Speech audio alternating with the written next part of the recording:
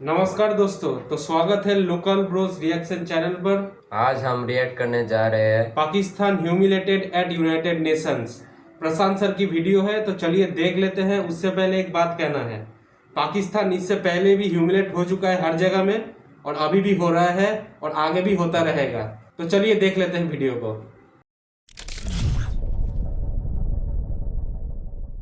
नमस्कार, welcome to Korea 247। मैं हूं प्रशांत धवन। नाउ रिसेंटली पाकिस्तान ने खुद को यूनाइटेड नेशन सिक्योरिटी काउंसिल में बुरी तरीके से ह्यूमिलेट करवाया है। इन लोगों की कोशिश ये थी कि भारत को टारगेट करेंगे, भारत को कॉर्नर करेंगे, मगर सभी यूएन सिक्योरिटी काउंसिल मेंबर्स ने पाकिस्तान से ही सवाल पूछने स्टार्ट कर दिए। इधर आप देख पाओगे आज के समय ऐसी हेडलाइंस पब्लिश की जा रही है कि Pakistan humiliated at the UN security council over Pahalgam terror attack. और फनी बात यहां पर यह है कि चाइना, जो यूएन सिक्योरिटी काउंसिल में एक परमानेंट मेंबर है, वीटो की पावर रखता है चाइना। चाइना ने भी ये कह दिया कि देखिए, हम यहां पे आपकी इतनी हेल्प कर नहीं पाएंगे। चाइना ने भी खुद को पाकिस्तान से डिस्टेंस कर दिया। और जिस तरीके से बाकी कंट्रीज ने पाकिस्तान से सवाल पूछना स्टार्ट कर दिया कि क्या आप आतंकवाद को सपोर्ट करते हो, लश्कर ए तैयबा का यहां पर क्या रोल है, ऐसे ऐसे सवाल यहां पर पूछे गए पाकिस्तान से यूएन में कि पाकिस्तान एक बार को सोच रहा था कि ये इशू हमने यूएन सिक्योरिटी काउंसिल में रेज किया भी क्यों। इंटरेस्टिंग बात देखिए, कांग्रेस पार्टी के बहुत ही एक दिग्गज नेता है, भारत के पूर्व विदेश मंत्री भी रह चुके हैं, शशि थरूर साहब। इन्होंने भी रिसेंटली ये कहा कि पाकिस्तान ने सोचा कि इनके पास एडवांटेज है, मगर मामला बिल्कुल उल्टा पड़ गया। पहले तो यूएन सिक्योरिटी काउंसिल की मीटिंग में जो पाकिस्तान की थ्योरी है फॉल्स फ्लैग वाली, जो एक बहुत ही भद्दी थ्योरी है, इनके रक्षा मंत्री, इनके विदेश मंत्री कई बार कह चुके हैं कि जो पहलगाम में हुआ ये भारतीयों ने खुद पर करवाया है, इसको कहते हैं फॉल्स फ्लैग। तो जब पाकिस्तान अपनी ये वाली थ्योरी लेकर यूएन में पहुंचा, सभी कंट्रीज ने इसको कैटेगोरिकली रिजेक्ट कर दिया और ये कहा कि आप ऐसा बोल भी कैसे सकते हैं, एक देश पर इतनी बड़ी ट्रेजेडी हुई है और आप ये कह रहे हो कि ये सब इन्होंने खुद पे करवाया है। फिर उसके बाद जो पाकिस्तान की एक थ्योरी होती है कि जी न्यूक्लियर वॉर हो जाएगी, इसको भी यूएन सिक्योरिटी काउंसिल मेंबर्स ने एक्सेप्ट नहीं किया। और फनी बात देखिए, यूएन सिक्योरिटी काउंसिल में मीटिंग होती है, कोई इसका ऑफिशियल पब्लिकेशन, कोई डॉक्यूमेंट भी पब्लिश नहीं किया जाता, क्योंकि पाकिस्तान के सारे पॉइंट्स बहुत ज़्यादा कमज़ोर थे।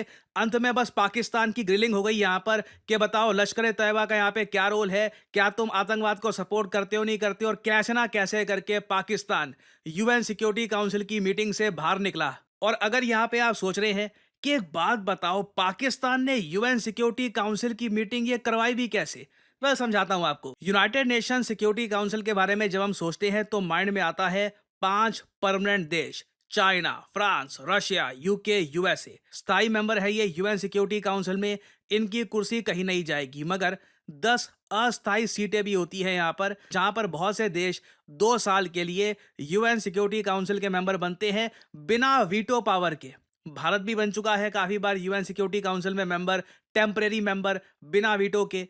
अभी दुनिया का दुर्भाग्य यह है कि रोग nation, terror sponsoring nation Pakistan, आप इमेजिन कर सकते हैं आज के समय ये है जी non permanent member UN security council के।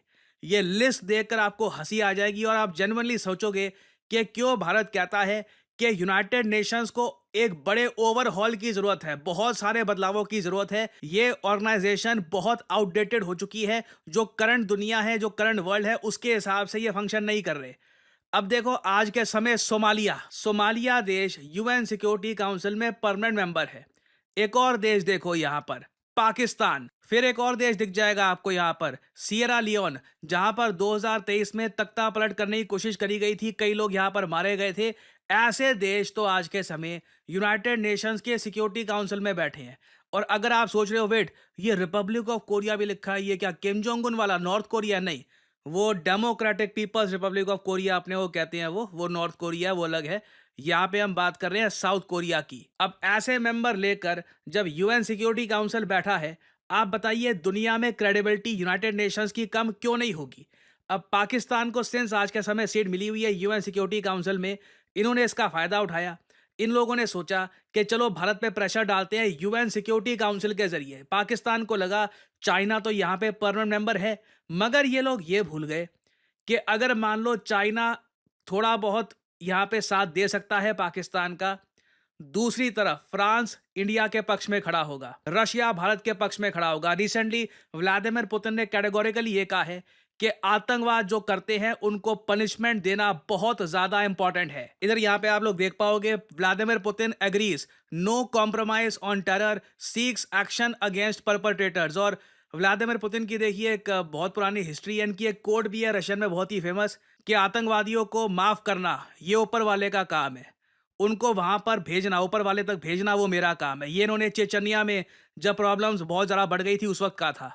और अभी रिसेंटली हमने इमरजेंसी बेसिस पर रशिया से मिसाइल्स भी परचेज किए हैं, क्योंकि मोस्ट प्रॉब्ली इंडिया और पाकिस्तान के बीच में स्मॉल स्केल की कुछ वॉरफेयर या फिर कुछ एक बड़ा मिलिट्री इवेंट ये होने वाला है। तो फ्रांस भारत के पक्ष में खड़ा है, रशिया भारत के पक्ष में खड़ा है, यूके थोड़ा सा डामाडोल है। इसका रीजन बहुत ही सिंपल है। कियर स्टारमर जो आज के समय पीएम है यूके के, ये बहुत ज्यादा लेफ्ट लीनिंग है, तो ये भारत के पक्ष में उस हद तक खड़े नहीं है। बट आज ही न्यूज आई है बहुत बड़ी कि भारत और यूके ने एक फ्री ट्रेड एग्रीमेंट साइन कर लिया है। तो यूके को मैं आप कह लो न्यूट्रल या फिर थोड़ा बहुत भारत के पक्ष में बताऊंगा, ठीक है। ये रशिया और फ्रांस की तरह भारत के पक्ष में नहीं है।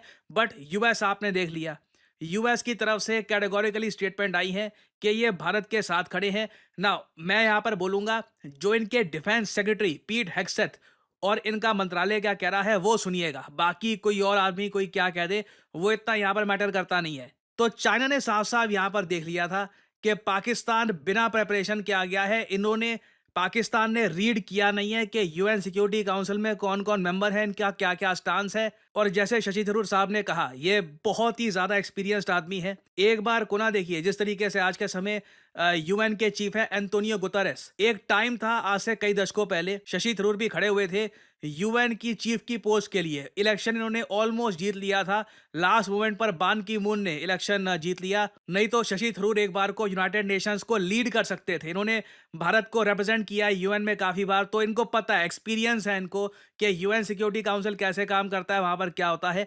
तो इन्होंने स्टेटमेंट दी है कि पाकिस्तान को लगा कि इनके पास एडवांटेज है, चाइना यहां पे इनका साथ दे देगा, इंटरनेशनल प्रेशर बिल्ड करेंगे इंडिया के अगेंस्ट। मगर जो इंप्रेशन हमको मिल रहा है, क्योंकि अगेन कोई इसका ऑफिशियल रीड आउट सामने नहीं आया, मगर जो जानकारी हमको प्राप्त हो रही है उसमें यह पता लगा है कि जो नंबर ऑफ डेलीगेशंस हैं, इन्होंने बहुत ज्यादा मुश्किल सवाल पूछे पाकिस्तान से, इंक्लूडिंग ये भी पूछ लिया कि लश्कर तैयबा क्या पाकिस्तान में एक्टिव है, क्योंकि लश्कर तैयबा वैसे यूएन डेजिग्नेटेड आतंकवादी संगठन है। और इनिशियली जो लश्कर तैयबा से रिलेटेड जो ग्रुप है उसने क्यों क्लेम की थी इस अटैक की जिम्मेदारी, क्योंकि आपको पता होगा पाकिस्तान चाइना ने इंश्योर किया कि यूएन सिक्योरिटी काउंसिल का जो रीड आउट है वहां पर लश्कर तैयबा और टीआरएफ का नाम ना आ जाए इस अटैक के मामले में। तो बुरी तरीके से पाकिस्तान का यूएन सिक्योरिटी काउंसिल में एजेंडा फेल हुआ है। हालांकि एक तरफ से पाकिस्तान को थोड़ी सी राहत मिली है, वो है Organisation of Islamic Cooperation, OIC ने देखिए खुल के पाकिस्तान का जो प्रोपेगेंडा है कश्मीर को लेकर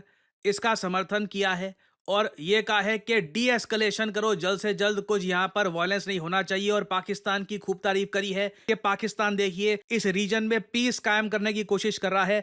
अजीबो गरीब स्टेटमेंट दी है। ओआईसी में आपको पता होगा 57 कंट्रीज हैं, इस्लामिक कंट्रीज हैं, मुस्लिम मेजॉरिटी कंट्रीज यहाँ पे है। तो इनकी स्टेटमेंट मैं कहूंगा काफी अजीब है। इंडिया इससे पहले ओआईसी की काफी आलोचना कर चुका है। इंडिया खुल के कह चुका है कि ओआईसी को पाकिस्तान ने हाईजैक कर लिया अपने प्रोपेगेंडा के लिए और ओआईसी की क्रेडिबिलिटी कुछ इतनी आज के समय बची नहीं है। ये लिटरली पाकिस्तान जो भी बोलता है उसको इको कर लेते हैं। बट उसके अलावा अगेन देखो, क्या ओआईसी का कुछ लीगल कुछ स्ट्रेंथ है, कुछ उसको दुनिया में सीरियसली लिया जाता है? तो इसका आंसर है नहीं। यूएन सिक्योरिटी काउंसिल की काफी पावर है और वहां पर पाकिस्तान की बुरी तरीके से हार हुई है। ना ये पाकिस्तान की जो ये फॉल्स फ्लैग वाली थ्योरी है यूएन में तो वैसे फेल कर गई, मगर दुख से बोलना पड़ेगा कई यूट्यूबर हैं जो भारत से खूब कमाते हैं, वो फॉल्स फ्लैग वाली जो थ्योरी है उसकी तरफ हिंट कर रहे थे और देख के दुख लगा। काफ़ी व्यूज़ आते हैं उन लोगों के कि ऐसे टाइम में भी इन लोगों ने जो कॉन्स्पिरेसी थ्योरीज है उसका सपोर्ट करना सही समझा। ये गलत है और आई थिंक ऐसे लोगों के अगेंस्ट भी कभी ना कभी एक्शन लेना चाहिए। कई इन्फ्लुएंसर्स हैं, उन्होंने ये पाकिस्तान की थ्योरी को काफ़ी हद तक प्रमोट किया था। Some action should be taken against them as well. Finally यहाँ पे आप लोगों से सवाल पूछूंगा कि भारत ने इमरजेंसी बेसिस पर man portable air defence system, आज के समय पाकिस्तान के साथ कोई नहीं खड़ा हुआ है, सिर्फ ओआईसी कंट्रीज ही उनके साथ खड़ा है और जो इस्लामिक कंट्रीज है वो भी बेबुनियाद है, कोई इसका कोई सर पैर नहीं है। क्योंकि पाकिस्तान हमेशा से झूठ बोलता आया है और अभी एक टेम्पररी मेंबर होने के बावजूद भी, यूएन सिक्योरिटी काउंसिल का टेम्पररी मेंबर होने के बावजूद भी पाकिस्तान अभी भी झूठ बोल रहा है और बुरी तरीके से ये बेइज्जत हो चुका है वहाँ पर।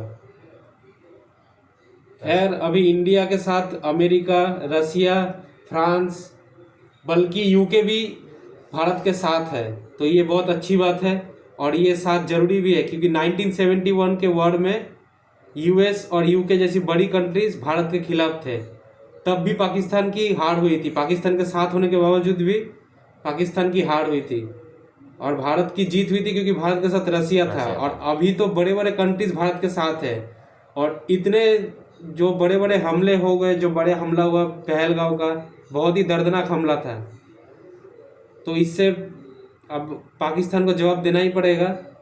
पाकिस्तान को भारत बढ़िया से जवाब देगा। अब देखा जाए भारत सरकार क्या करती है और हमारी आर्मीज क्या करती है। तो गाइज हम लोग का ये वीडियो लाइक करके चैनल को सब्सक्राइब कर देना।